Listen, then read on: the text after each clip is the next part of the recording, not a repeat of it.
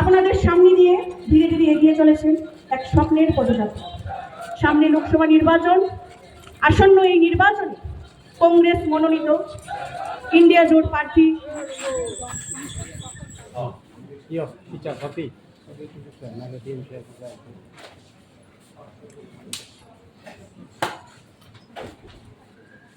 শ্রীকৃষ্ণ যেটা কি দিছে তুমি উঁচাতে চলো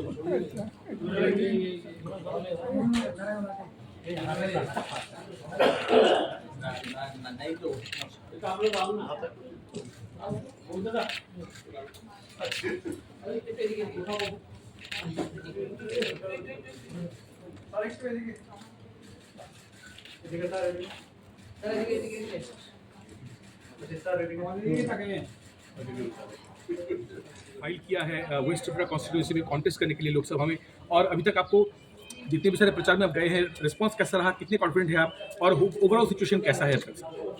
चुनाव का बड़ा मुद्दा है हमारा संविधान रहेगा या नहीं, हमारा लोकतंत्र बचेगा या नहीं बचेगा, हमारी देश की जो बेरोजगारी है उसका क्या होगा, हमारे देश में जो अभी प्राइस हाइक चल रहा है सारे देश में, आम जनता इसमें नाखुश है, उसका बेहतर लाइफ बिताने में बहुत कष्ट उठाना पड़ रहा है, उसी को लेके जनता वोट करेंगे।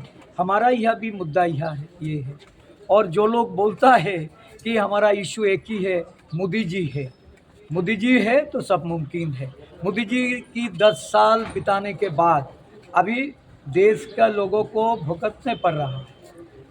जो प्राइस हाइक यहाँ पे जो चल रहा है, आप ऐसा 5 सामान के बारे में मुझे बताइए जिसका रेट घटा है। देश का हाल बहुत बुरा है।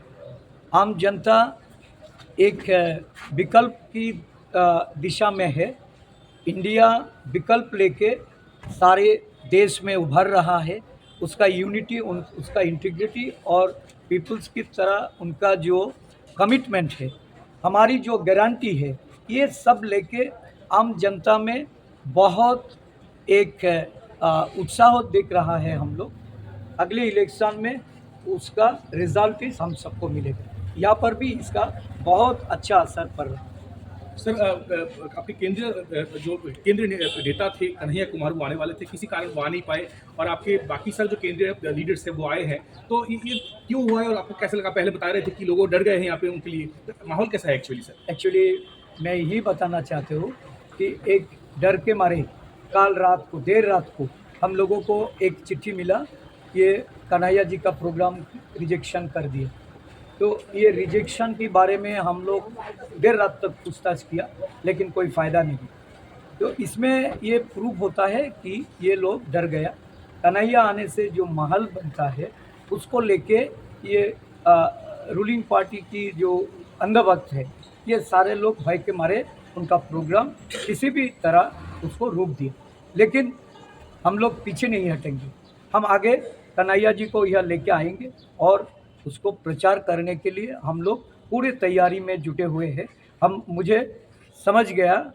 लोग समझ गया कि यहाँ पर जो महल, ये लोगों को जो सोचना था कि ऐसे ही जीत जाएगा, हैवी वेट कैंडिडेट लेके ये लोग उतारा है, लेकिन यहाँ का आम जनता उनको पहचानते हैं। 4 साल मुख्यमंत्री रहने के बावजूद उन्होंने क्या किया था, उनके ज़माने में पॉलिटिकल सिचुएशन क्या था, लोगों के लिए वो उन्होंने क्या क्या काम किया, ये सारे मुद्दे लेके उसका जो विफलता है ये सबको पता है।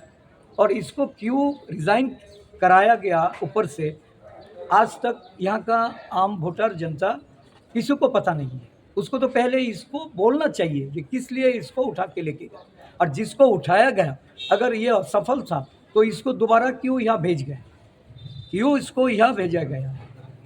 इनको वोट नहीं मिलना। तो एक दिखे